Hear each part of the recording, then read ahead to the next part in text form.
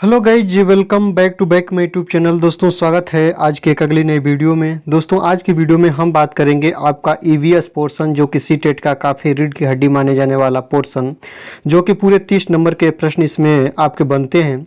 दोस्तों मैं आपको बता दूं, जब भी आप ईवीएस पोर्शन के प्रश्न को देखेंगे जिसमें आपके 15 नंबर कंटेंट और 15 नंबर आपके पेडागोजी से होते हैं।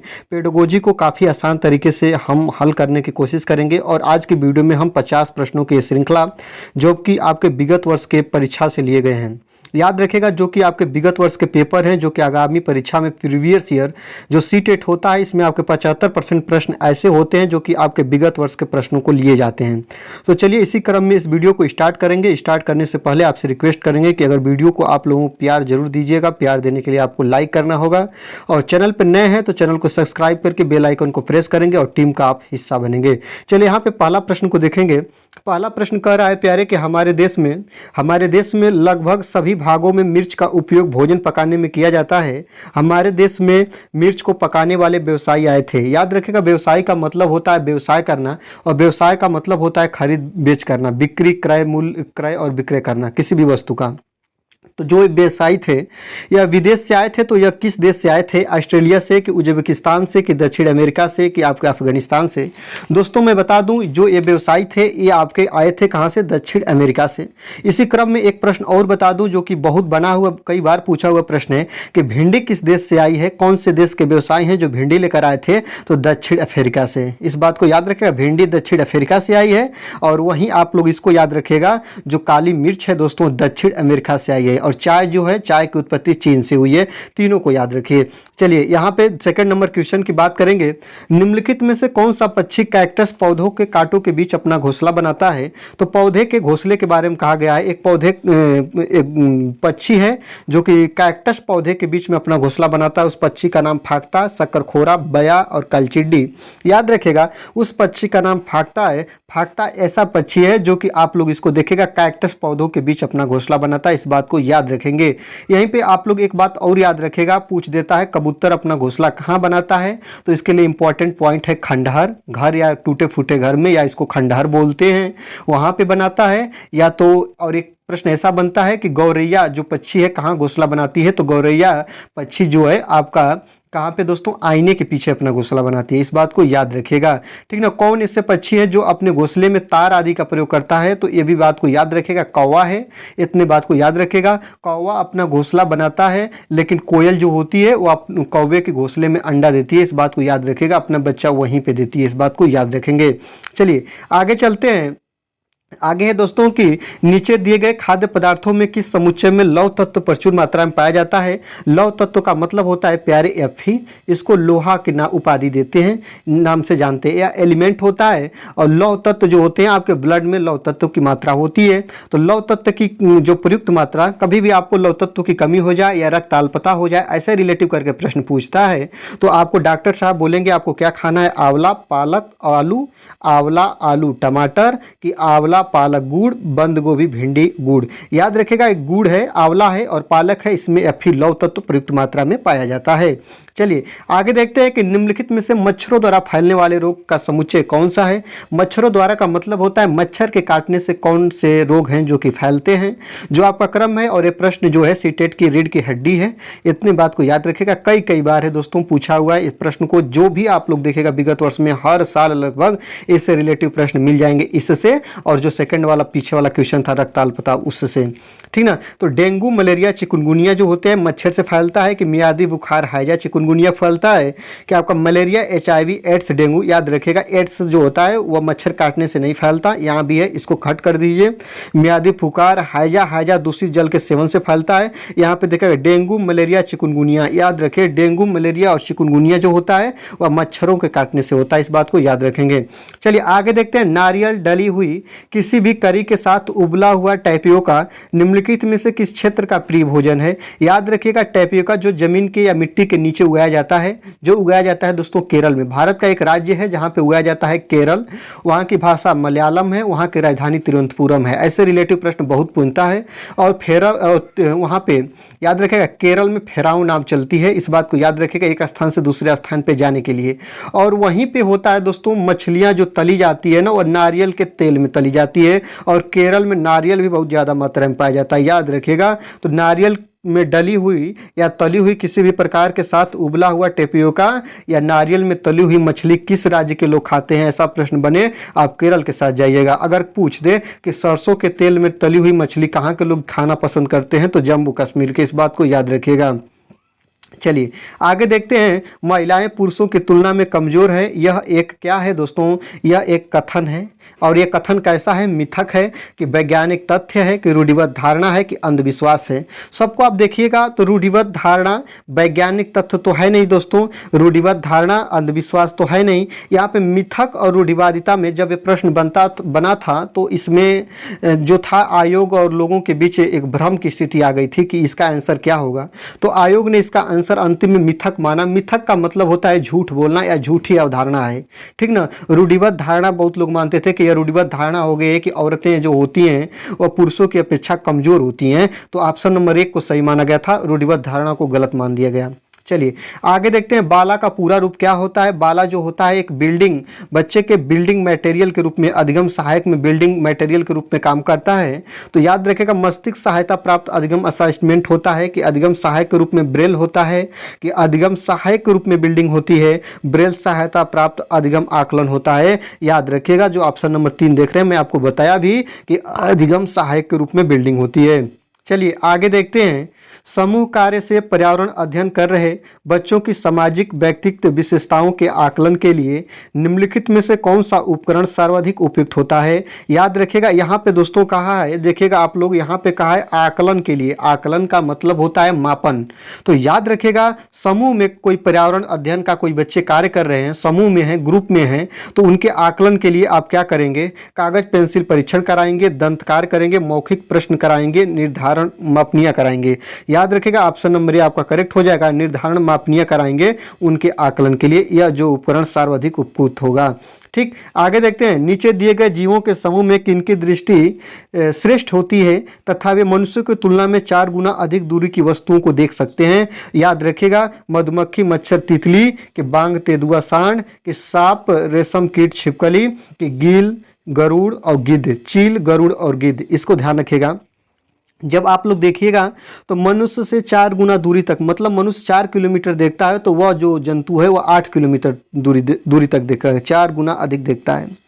इसको याद रखेगा। और वह है दोस्तों चील, बाज, गिद्ध या चील, गरुड़, गिद्ध बोलते हैं। ऑप्शन नंबर डी बहुत बार पूछता है, ऐसे कोई भी प्रश्न नहीं है जो प्रश्न 2 से 3 बार न पूछे। तो इसलिए पूरी वीडियो को आप देखिएगा, पूरी वीडियो देखने के बाद आपको लगेगा कि ईवीएस पोर्शन के बहुत ऐसे प्रश्न प्यारे जिसको आज आपने कवर कर लिया है। चलिए आगे देखते हैं, कक्षा 4 की एक शिक्षिका ने अपने विद्यार्थियों से कहा, कुछ वयोवृद्ध लोगों से यह पूछिए कि जब वे जवान थे तो क्या उन्होंने कुछ ऐसे पौधे देखे थे जो आजकल नहीं दिखाई पड़ते। उपयुक्त प्रश्न के पूछे जाने पर निम्नलिखित में से किस कौशल के आकलन की संभावना नहीं है। पूरे प्रश्न को पढ़िएगा, संभावना नहीं है पूछा है दोस्तों। तो जब ऐसा प्रश्न कोई बालक अपने वृद्धों से, अपने पूर्वजों से पूछेगा कि जब आप थे तो उस समय कोई पौधे थे, आज वो पौधे नहीं है, तो वह उससे उस प्रश्न का मुख्य लक्ष्य क्या होगा। पहले ये देखिए, अभिव्यक्ति होगा, प्रश्न पूछना होगा, चर्चा होगा, लेकिन प्रयोग नहीं होगा। यही बात याद रखेगा। जब कोई प्रश्न पूछेगा तो प्रश्न पूछने जैसी बात आएगी, चर्चा उस बात पे होगी ही, और जो बूढ़े लोग होंगे अपनी अभिव्यक्ति को व्यक्त करेंगे, लेकिन यहाँ पे प्रयोग जैसी चीज कोई नहीं होगा। इसलिए ऑप्शन नंबर ए आपका करेक्ट आंसर हो जाएगा। चलिए, एक शिक्षक प्रत्येक बच्चों को अपनी घरों की रद्दी सामग्रियों से कुछ उपयोगी वस्तु बनाने को कहता है। शिक्षक का शैक्षिक अभिप्राय नहीं है। कौन सा उसका शैक्षिक अभिप्राय नहीं है? बच्चों को पुनः चक्रण, पुनः प्रयोग और रूपांतरण को समझने देना, ये तो है दोस्तों। कूड़े से बनी श्रेष्ठ वस्तुओं की प्रदर्शनी आयोजित करना, ये भी है। कक्षा के श्रेष्ठ विद्यार्थियों के बारे में निर्णय करना और बच्चों के सृजनशीलता का विकास करना, ये भी है दोस्तों। यहाँ पे भी सृजनशीलता का विकास हो रहा है, लेकिन जो उसका निर्णय करना ये नहीं है दोस्तों, याद रखिएगा।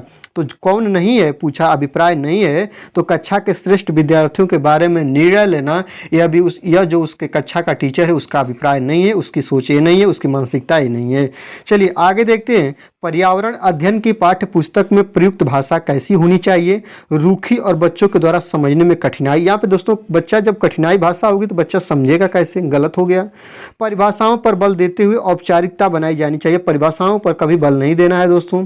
तकनीकी जैसी भाषा का प्रयोग करना ही नहीं है। अब ऑप्शन नंबर डी बचा, इसी को सही मानिए। बच्चों के दिन प्रतिदिन की भाषा से संबंध होनी चाहिए, अर्थात जब बच्चों को पर्यावरण अध्ययन की पाठ्य पुस्तक में मातृभाषा से रिलेटिव भाषा आप लाएंगे, उसके पर्यावरण परिवेश से रिलेटेड करके आप पढ़ाएंगे तो बच्चा बहुत तेजी से आसानी से उस चीज़ को सीख सकेगा। आगे देखते हैं, पोचमपल्ली जो भारत के दक्षिण राज्य का एक कस्बा है, जो सुंदरता से डिजाइन की गई चमकदार रंगों की पोचमपल्ली साड़ियाँ और विशेष प्रकार की बुनाई, जिसमें पोचमपल्ली ही कहते हैं, के लिए प्रसिद्ध है। यह कस्बा अब किस राज्य का भाग है? तमिलनाडु राज्य का भाग है, कर्नाटक राज्य का भाग है, कि केरल राज्य का भाग है, कि आपका तेलंगाना राज्य का भाग है? तो जब आप देखिएगा पोचमपल्ली जो है दोस्तों, यह जो है तेलंगाना राज्य का भाग है। कभी जब ये प्रश्न बना था तो उस समय इस प्रश्न का आंसर था दोस्तों आंध्र प्रदेश, और बाद में इसको एक बार प्रश्न बनाया गया, उसमें इसका आंसर बनाया गया तेलंगाना। जो आंध्र प्रदेश का कटा हुआ बटा हुआ भाग ही तेलंगाना है। जो तेलंगाना है आंध्र प्रदेश का हिस्सा है। जो एक कई बार प्रश्न जो था बंटवारे से पहले भी बना है और बंटवारे के बाद भी बना, तो इसलिए आप लोग अगर देखिएगा आंध्र प्रदेश पूछे, तेलंगाना पूछे, ठीक ना। ये प्रश्न कहीं भी बहुत जगह पे जहाँ पे सीडीपी पेडागोजी से एबीएस प्रश्न पूछे जाते हैं तो ये बनता है, इस बात को याद रखेंगे। चलिए आगे देखते हैं। नीचे दिए गए एक राज्य के ग्रामीण लोग अपने ढालू छत वाले लकड़ी के मकान मजबूत बांस के खंभों पर धरती से 3 से 3.5 मीटर की ऊंचाई पर बनाते हैं। उस राज्य का नाम क्या है दोस्तों? उस राज्य का नाम असम है। ये काफ़ी चर्चित और बहुत बार आया हुआ प्रश्न है। असम के लोग जो घर बनाते हैं वह मिट्टी से 3 से 3.5 मीटर ऊपर बनाते हैं, क्योंकि वहाँ पे बाढ़ बहुत ज़्यादा आती है। इस बात को याद रखिएगा। चेरापूंजी हिस्सा जो इसके रिलेटिव हैं, इसको समझिएगा। और देखिएगा, मैं आपको एक बात और बता दूं, जो असम है ना दोस्तों, असम को जब आप लोग ध्यान से देखिएगा तो ऐसे प्रश्न ये बनता है कि विद्यालय की कमरे इतनी ऊंचाई पर कहाँ के लोग घर बनाते हैं? तो असम के लोग बनाते हैं। ऐसे भी प्रश्न बना है, ठीक है। आगे देखते हैं, निम्नलिखित में से कौन सा एक भारत का संघ शासित प्रदेश नहीं है? आपको बता दें, भारत में 28 राज्य हैं और 8 केंद्र शासित या संघ शासित प्रदेश हैं। तो कौन संघ शासित प्रदेश नहीं है? चंडीगढ़ भी है, लद्दाख भी है, जम्मू कश्मीर भी है, मणिपुर नहीं है। इस बात को याद रखेगा, यह राज्य है, ठीक ना। आगे देखते हैं, अगला है वाष्पीकरण विषय पर बच्चों की विविध सोच का आकलन करने के लिए निम्नलिखित में से कौन सा प्रश्न एक नमूना हो सकता है? जल चक्र का आरेख बनाइए और उसे नामित कीजिए, ठीक है। अच्छा, जल चक्र के 5 लाभ लिखिए। क्या होता यदि जल चक्र होता ही नहीं? और जल चक्र के क्रम में सोपानों की सूची बनाइए। चारों ऑप्शन को आप देखिएगा, कौन ऐसा ऑप्शन है जहां बच्चा सबसे ज़्यादा खोजबीन विधि पे आधारित होगा, सबसे ज़्यादा खोज करेगा, तर्क करेगा, अपने माइंड का इधर उधर के क्षेत्रों में दौड़ाएगा। याद रखिए, जब बच्चे से आप पूछिएगा ना कि क्या होता जब जल चक्र होता ही नहीं, तो याद रखिएगा ये जो नमूना है ना काफ़ी इंपॉर्टेंट है बच्चे की दृष्टि से। बच्चा यहाँ पे सबसे ज़्यादा लीन होगा, बच्चे ज़्यादा एक्टिव होकर सोचेगा। चलिए आगे देखते हैं, अगला है कि निम्नलिखित में से कौन से राज्य जम्मू और कश्मीर के पड़ोसी राज्य हैं? जब इसको आप लोग देखिएगा तो यहाँ पे पूछा है कि जम्मू कश्मीर के पड़ोसी राज्य कौन है दोस्तों। जब इसको देखिएगा, उत्तराखंड राजस्थान, हिमाचल प्रदेश उत्तराखंड, हिमाचल प्रदेश पंजाब और हिमाचल प्रदेश उत्तर प्रदेश। उत्तर प्रदेश जम्मू कश्मीर का हिस्सा मतलब सटा हुआ है ही नहीं दोस्तों, इसको आप लोग याद रखेगा। यहाँ पे हिमाचल प्रदेश उत्तराखंड भी नहीं है, यहाँ पे उत्तराखंड राजस्थान भी नहीं है, हिमाचल प्रदेश और क्या है दोस्तों, पंजाब जो है दोस्तों वो किससे सटा हुआ है? जम्मू कश्मीर से सटा हुआ है। चलिए आगे देखते हैं, पशुओं की त्वचा पर विविध पैटर्न जो डिजाइन होती है उनकी त्वचा पर बालों के कारण होती है कि उस जलवायु के कारण होती है जिसमें वे रहते हैं, और उनकी शारीरिक शक्ति को इंगित करती है कि परावर्तित प्रकाश के कारण होती है। याद रखेगा, पशुओं की त्वचा पर विविध पैटर्न जो डिजाइन होती है उनके शरीर पर उगने वाले त्वचा पर बालों के कारण होती है। इस बात को याद रखेगा। जैसे शेर हो गया, गाय हो गई, भैंस बकरी जो होती है, इनके जो विविध पैटर्न होते हैं इनके शरीर त्वचा पे उनके बालों के कारण होते हैं। इसको आप लोग ध्यान रखिएगा। जो अगला देखते हैं 19 नंबर क्वेश्चन, जो व्यक्ति जंगल में कम से कम 25 वर्षों से रह रहे हैं उसका उस जंगल भूमि पर और उसके पैदा होने वाली वस्तुओं पर अधिकार है, यह जनादेश किसके द्वारा दिया गया है? तो यह जनादेश दोस्तों जंगल अधिकार अधिनियम 2007 द्वारा कहा गया है कि किसी भी जंगल की भूमि पर कोई भी जनजाति 25 वर्षों से या 25 से अधिक वर्षों से निवास कर रही है तो वहाँ की जो भूमि होगी उस पर और जो वहाँ पे उगने वाली प्रजातियाँ जो वनों की होगी उस पर उसका अधिकार होगा, जो जंगल अधिकार अधिनियम 2007 कहता है। ऑप्शन नंबर डी आपका करेक्ट आंसर हो जाएगा। चलिए 20 नंबर की बात करेंगे। परिवार एक इकाई होता है जिसमें माँ, पिता और उनके 2 बच्चे होते हैं, यह कथन क्या है दोस्तों? सत्य है कि गलत है? ये बात याद रखेगा। सबसे पहले मैं बिना ऑप्शन की चर्चा करते हुए देख लूं कि परिवार एक इकाई है, सही बात है, जिसमें माँ, पिता और उनके 2 बच्चे होते हैं। माँ पिता होते हैं, सही बात है, लेकिन कंफर्म थोड़ी नहीं होता है कि प्रत्येक व्यक्ति के 2 ही बच्चे हों। तो यह सत्य नहीं है दोस्तों, यह गलत है। सत्य जहाँ पे है दोस्तों इसको काट दीजिए। अब चलिए, यह सही नहीं है क्योंकि इस कथन में यह स्पष्ट करना चाहिए कि बच्चे जैविक होते हैं, ये भी गलत है दोस्तों। सही नहीं है, यहाँ तक तो बात सही है। बच्चे हैं तो बच्चों में जीवन पाया जाएगा, उत्सर्जन प्रजनन की क्रिया होगी ही, तो ये जैविक की दृष्टि में आएंगे क्योंकि इसमें जीवन संभव है दोस्तों। सही नहीं है क्योंकि परिवार कई प्रकार के होते हैं तथा परिवार का केवल एक ही प्रकार में वर्गीकरण नहीं किया जाता है। परिवार एकल और परिवार जो दोस्तों एकल से अधिक प्रकार का भी होता है। संयुक्त परिवार, एकल परिवार, ये परिवार के प्रकार होते हैं। ऑप्शन नंबर सी आपका सही हो जाएगा। आगे देखते हैं घटपर्णी पौधा निफेंथिस।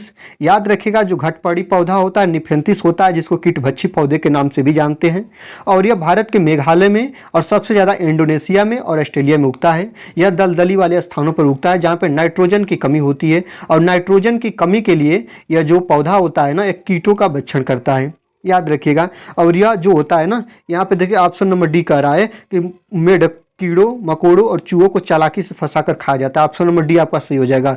जो इसकी पत्ती होती है ना, यह घड़े के आकार की होती है। जब इस पर कोई बैठता है, कोई भी कीड़े मकोड़े बैठते हैं तो यह अपने जो पत्तियों को क्या होता है, यह सिकुड़ाकर उसका सेवन कर लेता है, भक्षण कर लेता है। इस बात याद रखिएगा।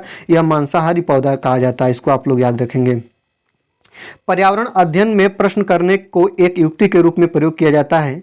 कक्षा कक्ष में जिज्ञासा को बढ़ाने के लिए, अनुशासन को बनाए रखने के लिए, ऐसा कुछ नहीं दोस्तों। अनुशासन बनाने के लिए प्रश्न नहीं किया जाता है, सफल शिक्षक विधि का रूप होता है। कभी भी अनुशासन के लिए आप प्रश्न नहीं करेंगे। ध्यान खींचने के लिए ऐसा कुछ नहीं। नियमों के पालन को बढ़ावा देने के लिए नियम पालन जैसी कोई बात ईवीएस पोर्शन में या सीडीपी पेडागोजी जो पॉजिटिव सकारात्मक बात है ही नहीं दोस्तों। चलिए, कक्षा कक्ष में जिज्ञासा को बढ़ाने के लिए बच्चों से प्रश्न पूछा जाता है। ऑप्शन नंबर 1 आपका सही हो जाएगा। चेराओं के नाच कहाँ के लोग करते हैं? जो चेराओं के नाच आप लोग करिएगा तो चेराओं के नाच जो होता है दोस्तों वह मिजोरम के लोग करते हैं। मणिपुर, मेघालय, झारखंड और मिजोरम। ऑप्शन नंबर 4 आपका सही हो जाएगा। चेराओं का नाच मिजोरम के लोग करते हैं। याद रखेंगे, जब कोई सपेरा अपने वाद्य यंत्र बीन को बजाता है तो सांप उसकी ध्वनि पर उसके अपने सिर को इधर उधर घुमाता है। आपके विचार से सांप वाद्य यंत्र के प्रति अनुक्रिया कैसे कर रहा है दोस्तों? आपको बता दें, जो सांप होते हैं उनके कान होते ही नहीं है, वे सुनने का काम करते ही नहीं। पहली बात याद रखिएगा। तो वाद्य यंत्र की ध्वनि को सुनकर वह घूमता है, गलत बात हो गया। उस वाद्य यंत्र को सुनकर दोस्तों ऐसा कुछ नहीं होगा। वाद्य यंत्र की गति को देखकर नहीं, उस वाद्य यंत्र द्वारा उत्पन्न कंपनों के प्रति अनुक्रिया करके वह होता है ना दोस्तों, वह जान जाता है। जब आप सांप के सामने जाते हैं ना, तो जब आप चलते हैं तो वह आपके कंपन से आपको अनुमान लगाता है कि आप किधर से आ रहे हैं, किस दिशा से आ रहे हैं। उसको सांप को कभी भी सुनाई नहीं देता। इस बात को याद रखिएगा, ठीक ना। तो वह कंपन के द्वारा वह जानकारी उसे प्राप्त होती है। ऑप्शन नंबर बी आपका सही हो जाएगा। चलिए आगे देखते हैं। आगे किसी पशु के विषय में नीचे दिए गए विवरण को पढ़िए और उस पशु को पहचानिए। यह भालू जैसा दिखता है परंतु भालू नहीं है। यह दिन में लगभग 17 घंटे वृक्षों की शाखाओं पर लटक कर सोता है। यह उस वृक्ष पर रहता है, उसी की पत्तियां खाता है। यह लगभग 40 वर्षों तक जीवित रहता है। इस बात को याद रखिएगा। और पूरे जीवन काल में यह लगभग 8 ही पेड़ों पर घूम पाता है। मैं एक बात और बता दे रहा हूँ। और यह भालू जैसा दिखता है लेकिन पेड़ पे ये अपने पूंछों से लपेटकर और उल्टा सोता है। और यह आलसी जंतु कहलाता है और इसका नाम है स्लॉथ। इसको याद रखिएगा। और केवल यह हफ्ते में 1 बार उतरता है। और कब उतरता है? जब इसे शौच करना होता है। इस बात को याद रखिएगा। और यह काफ़ी इंपॉर्टेंट है, सीटेट का काफ़ी रटाया प्रश्न है, यह बहुत बार पूछा हुआ है, इसको ध्यान रखेंगे। चलिए 26 नंबर क्वेश्चन को देखेंगे। भारत में बिहार के सापेक्ष जम्मू कश्मीर और गोवा की स्थिति क्या है? याद रखिएगा। जब आप बिहार को देखिएगा, यहाँ पे देखिएगा दोस्तों, जब आपको बिहार मिलेगा ना, बिहार आपको मिलेगा तो बिहार के सापेक्ष जम्मू कश्मीर और गोवा की स्थिति क्या है, तो बिहार को आप लोग ध्यान रखिएगा। तो बिहार के उत्तर पश्चिम में दोस्तों, यहाँ पे उत्तर पश्चिम में आपका क्या है दोस्तों, जम्मू कश्मीर है। यहाँ पे देखिएगा, अगर बिहार यहाँ पे है तो उत्तर पश्चिम में आपका जम्मू कश्मीर है। और एक बात और याद रखिएगा, आपका नीचे आ जाइए, दक्षिण पश्चिम में आपका क्या है दोस्तों, गोवा है, और बीच में इधर बिहार है। ऑप्शन नंबर 3 के साथ आप चल जाइएगा, उत्तर पश्चिम में आपका जम्मू कश्मीर और दक्षिण पश्चिम में आपका क्या है, गोवा। बिहार के सापेक्ष ऑप्शन नंबर 3 आपका सही हो जाएगा।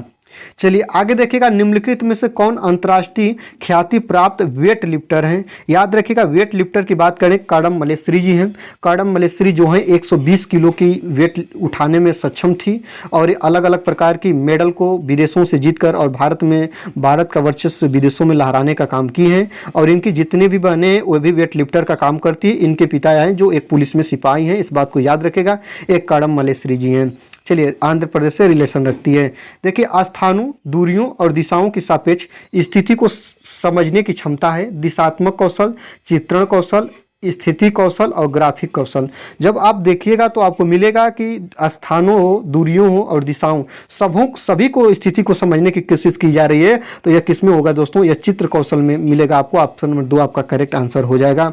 चलिए, भारत की आज़ादी से पहले महात्मा गांधी ने जिस दांडी के समुद्र तट पर अपनी प्रसिद्ध यात्रा की थी वह भारत के नीचे दिए गए किस राज्य में स्थित है। महाराष्ट्र, गुजरात, आंध्र प्रदेश और कर्नाटक। जब आप चारों ऑप्शन को देखिएगा तो महात्मा गांधी जी ने जब आज़ादी के पहले नमक कानून को, अंग्रेजों द्वारा लगाए गए ज़्यादा नमक पर टैक्स को तोड़ने के लिए, नमक के कानून को तोड़ने के लिए जब अपनी दांडी यात्रा 78 सहयोगियों के साथ स्टार्ट की थी तो वह कहां से की थी दोस्तों, वह गुजरात से की थी। ऑप्शन नंबर 2 आपका सही हो जाएगा, इस बात को याद रखिएगा।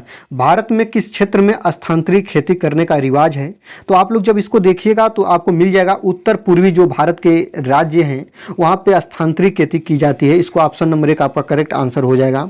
चलिए, निम्नलिखित में से कौन सी ग्रीन हाउस गैसें हैं।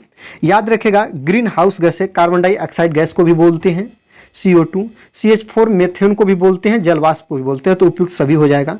जो ग्रीन हाउस गैसें में कार्बन डाइऑक्साइड गैस, मीथेन, जलवाष्प सभी आती हैं। ऑप्शन नंबर 4 आपका सही हो जाएगा। आगे देखते हैं, भारत में ठंडे रेगिस्तान मानसून से प्रभावित क्यों नहीं होते हैं। यहाँ पे पूछा है कि भारत में जो ठंडे रेगिस्तान होते हैं मानसून से प्रभावित क्यों नहीं होते हैं।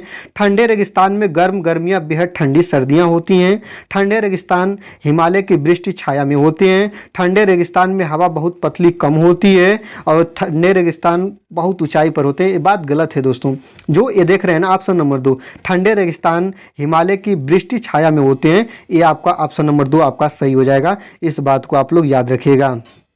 चलिए आगे देखते हैं, ताजमहल के पीले होने के लिए निम्नलिखित में से कौन सा जिम्मेदार है। जब आप देखिएगा जो ताजमहल है ना दोस्तों, इसका जो पीलापन प्रत्येक दिन पर दिन इसके जो रंग धूमिला पड़ा जा रहा है वो सल्फर डाइऑक्साइड के कारण हो जा रहा है। जो आप लोग देखिएगा, जो मथुरा का तेल शोधक कारखाना है उससे निकलने वाला जो प्रदूषण है ना, उससे जो ताजमहल का जो दिन प्रतिदिन रंग हो रहा है, धूमिल होता जा रहा है। तो SO2 के कारण इसका जो दोस्तों आप लोग देखिएगा, इसका जो रंग हो जा रहा है, धूमिल होता जा रहा है।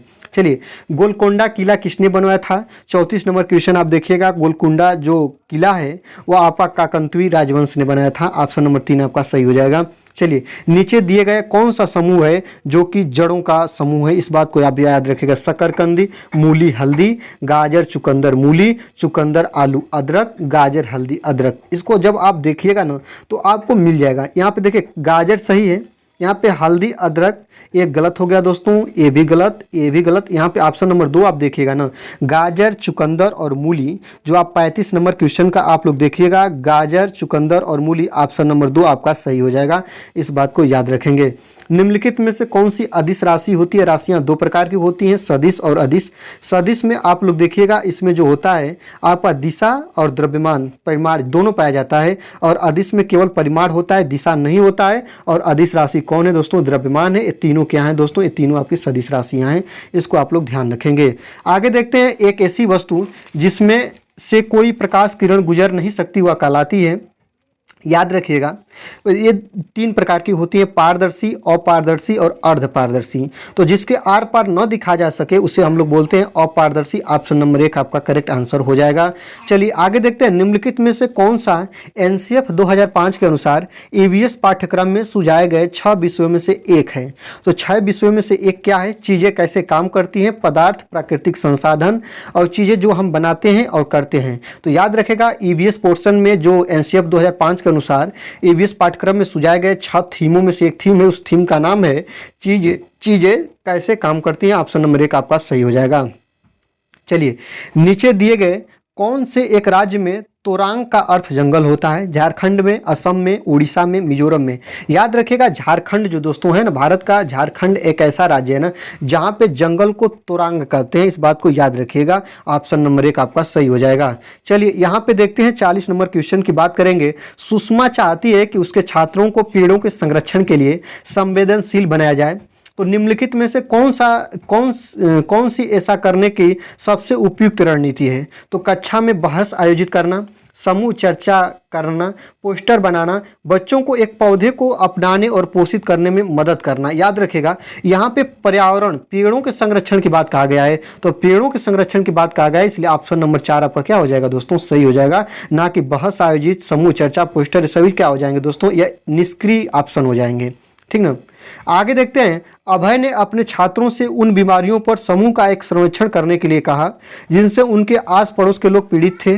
पाठ्य पुस्तक में सर्वेक्षण का उल्लेख नहीं किया गया। इस शिक्षण अधिकतम रणनीति के लिए कौन सा विकल्प नहीं है? याद रखिएगा पूछा है कौन सा विकल्प सही नहीं है।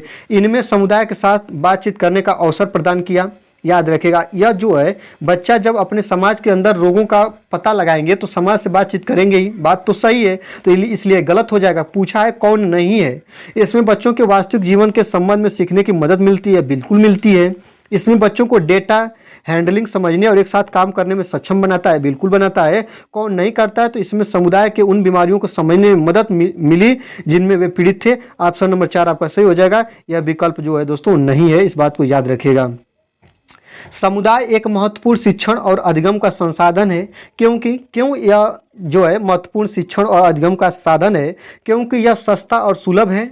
बुजुर्ग लोग बुद्धिमान है और उनके पास समय है। याद रखिएगा गलत है। यह ग्रह वास्तविक परिस्थितियों को सीखने का अवसर प्रदान करता है। ऑप्शन नंबर 3 आपका सही हो जाएगा। आलोचना स्वीकार जैसी बात को कहेगा नहीं। ऑप्शन नंबर 3 आपका सही हो जाएगा।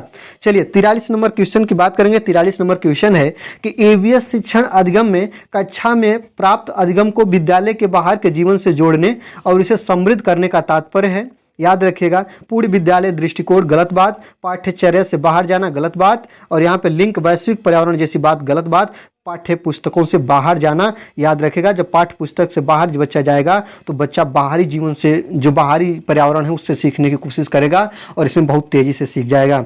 चलिए यहाँ पे 44 नंबर क्वेश्चन की बात कर रहे हैं। कक्षा 3 के छात्रों को रमा ने सिखाया कि पिता, माँ और उनके बच्चे एकल परिवार का गठन करते हैं और यदि दादा दादी और अन्य रिश्तेदार साथ रहते हैं तो यह विस्तारित परिवार है। याद रखिएगा जब यह आप लोग देखिएगा यह एक परिवार का हिस्सा की बात कर रहा है। परिवार 2 प्रकार के होते हैं, एकल परिवार और आपका संयुक्त परिवार। एकल परिवार में माता पिता और बच्चे होते हैं, संयुक्त परिवार में दादा दादी, तावा ताई सभी लोग होते हैं। तो यह क्या सोच को दर्शाता है? परिवार की परिभाषा गलत है। रमा ने अपने छात्रों के प्रति असंवेदनशील है। शिक्षण अधिगम दृष्टि समावेशी नहीं है। परिवार की अवधारणा को इसी तरह सिखाया जाना चाहिए। ऑप्शन नंबर 4 आपका सही हो जाएगा। ये सब चीजें हैं दोस्तों, यह थोड़ा उतना विस्तारित नहीं है। यहाँ पे जो ऑप्शन नंबर 4 है सही है। आयोग ने भी 4 को ही आंसर माना है। देखिएगा निम्नलिखित में से कौन सी ईवीएस कक्षाओं की गतिविधि है या गतिविधियां हैं?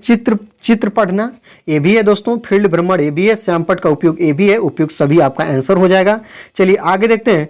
पर्यावरण अध्ययन पाठ्यक्रम बच्चों की समग्र शिक्षा का कारण बन सकता है यदि यह एकीकृत हो, यदि यह समावेशी हो, यदि यह विषयगत हो, और चौथा यदि यह उपयुक्त सभी, मतलब तीनों चीजें कह रहा है। अगर तीनों चीजें हों तो याद रखेगा पर्यावरण अध्ययन पाठ्यक्रम बच्चों की समग्र शिक्षा का कारण बन सकता है यदि यह समावेशी हो, मतलब समान शिक्षा सभी बच्चों को मिले तो समावेशी हो, तो यह पाठ्यक्रम बच्चों की समग्र शिक्षा का कारण बन सकता है। ऑप्शन नंबर 2 आपका सही हो जाएगा। चलिए 47 नंबर क्वेश्चन की बात करेंगे। ईवीएस पाठ्य पुस्तक में सपेरा एक अध्याय है। इसका उद्देश्य बच्चों को जागरूक करना और संवेदनशील बनाना है कि यह एक अवैध कार्य है। याद रखिएगा। सपेरों के लिए क्योंकि बच्चों इन दिनों अक्सर उन्हें नहीं देखते हैं। याद रखें, ऐसा कुछ बात कहेगा नहीं दोस्तों कि सपेरे सांपों को नुकसान नहीं पहुंचाते। उन्हें अपनी आजीविका से वंचित करने से पहले विकल्पों को प्रदान करने की आवश्यकता है कि पशुपालन आजीविका का अच्छा स्रोत है। ये बात याद रखिएगा, अवैध है नहीं, ये बात कहा गया है क्योंकि यह पॉजिटिव बात है दोस्तों। इसमें ध्यान रखिएगा, ईवीएस जो कक्षा 3 में बच्चों का एक पार्ट है जिसमें सपेरे की बात की गई है। इसका एक ही लक्ष्य है कि सपेरे जो होते हैं वो सांपों जो होते हैं वह लोगों को, जो सपेरे लोग होते हैं उनको नुकसान नहीं पहुंचाते हैं। वे लोग होते हैं इनसे अपना आजीविका चलाते हैं और वंचित करने से पहले अगर इनको उनके दूरी से वंचित कर रहे हैं तो उनसे पहले उनके आजीविका के विकल्प को आपको ढूंढना चाहिए। ये काफ़ी अच्छा है, सकारात्मक बात की गई है। ऑप्शन नंबर 3 आपका सही हो जाएगा। चलिए 48 नंबर क्वेश्चन की बात करेंगे। विद्यालय में मिड डे मील के समय के लिए कौन सा सबसे प्रासंगिक है? याद रखिएगा, मिड डे मील शिक्षण अधिगम के साथ इसका कोई लेना देना नहीं है, बिल्कुल है दोस्तों, इसलिए ऑप्शन गलत हो जाएगा। यह ईवीएस शिक्षण अधिगम के लिए एक अच्छा शिक्षण अधिगम का अवसर है, बात तो सही है। चलिए आगे देखते हैं। या उन बच्चों के लिए जो विद्यालय में खाली पेट आते हैं, ऐसा तो कुछ नहीं है दोस्तों कि खाली पेट आ रहे हैं उसी बच्चों को आप मिड डे मील देंगे, नहीं। यह शिक्षण अधिगम के बहुत ही मूल्यवान समय को बर्बाद करता है, नहीं दोस्तों, ऐसा है नहीं। अगर बर्बाद करता तो मिड डे मील योजना सरकार द्वारा या लोगों द्वारा चलाई नहीं जाती। यह जो ऑप्शन नंबर 2 के साथ जाइएगा क्योंकि यह पॉजिटिव बात कर रहा है कि यह जो है ना दोस्तों, यहाँ पे याद रखिएगा, यह जो है ईवीएस शिक्षण अधिगम के लिए अच्छा शिक्षण अधिगम का अवसर है। ऑप्शन नंबर 2 आपका करेक्ट आंसर हो जाएगा। चलिए पर्यावरण अध्ययन के संदर्भ में बोझ के बिना सीखना क्या बताता है? 49 नंबर क्वेश्चन की बात देखिएगा। बोझ के बिना सीखना क्या सिखाता है आपको? स्कूल बैग का कम वजन, ईवीएस पाठ्य पुस्तकों में अध्यायों की कम संख्या, अबोध का भार कम करने की जरूरत है और ईवीएस पाठ्यक्रम को आधा कम करने की जरूरत है। जब सभी को आप देखिएगा ना तो पर्यावरण अध्ययन के संदर्भ में बोझ के बिना सीखना जो है ना दोस्तों, अबोध मतलब जो बच्चे अभी मूल अवस्था में होते हैं, बच्चे जो होते हैं अपने जीवन के प्रारंभिक अवस्था, जैसे कि वह 1वीं 2वीं 3वीं में पढ़ रहे होते हैं, तो प्राइमरी स्तर पर पर्यावरण अध्ययन में बच्चों को बोझ के बिना सीखना, अबोध का भार कम करने की जरूरत है दोस्तों। ऑप्शन नंबर 3 आपका करेक्ट हो जाएगा, जो सरकार द्वारा अलग अलग तरह की योजनाएं भी चलाई जा रही हैं। चलिए आगे देखते हैं 50 नंबर क्वेश्चन, जो कि कह रहा है ईवीएस कक्षा में समूह में सीखने का क्या उद्देश्य है? लड़के और लड़कियां अलग अलग सीख सकते हैं। समूह की बात है नहीं दोस्तों, गलत हो जाएगा। कम और उच्च प्रदर्शन करने वाले छात्रों को अलग करना और उपचारात्मक शिक्षा देना। कभी बच्चों को आप छांट के नहीं शिक्षा देंगे। याद रखिएगा, यहाँ पे वर्कलोड को कम करना ऐसा कोई बात नहीं है। जो सबसे बड़ा ऑप्शन आप देख रहे हैं ना, यहाँ पे देखिए, सहयोग के मूल्यों को लागू करने और एक साथ काम करने के लिए प्रत्येक बच्चों को सक्रिय रूप से भाग लेने और सीखने में सक्षम बनाना। ऑप्शन नंबर 3 आपका क्या हो जाएगा? सही हो जाएगा। इस बात को आप लोग याद रखिएगा और समझिएगा। चलिए दोस्तों, आज की वीडियो में इतना ही, मिलते हैं अगले वीडियो में। 50 प्रश्नों की श्रृंखला हुई खत्म। कैसी लगी वीडियो आप कमेंट करके जरूर बताइएगा और वीडियो को आप लाइक करिएगा, क्योंकि लाइक ही आपको मुझे एक अलग वीडियो बनाने के लिए मोटिवेट करती है। अब तक आप अभिषेक एकेडमी का हिस्सा नहीं है तो आप चैनल को सब्सक्राइब करके बेल आइकन को प्रेस करके अभिषेक एकेडमी का हिस्सा बनिए। तब तक के लिए धन्यवाद, मिलते हैं अगले वीडियो में।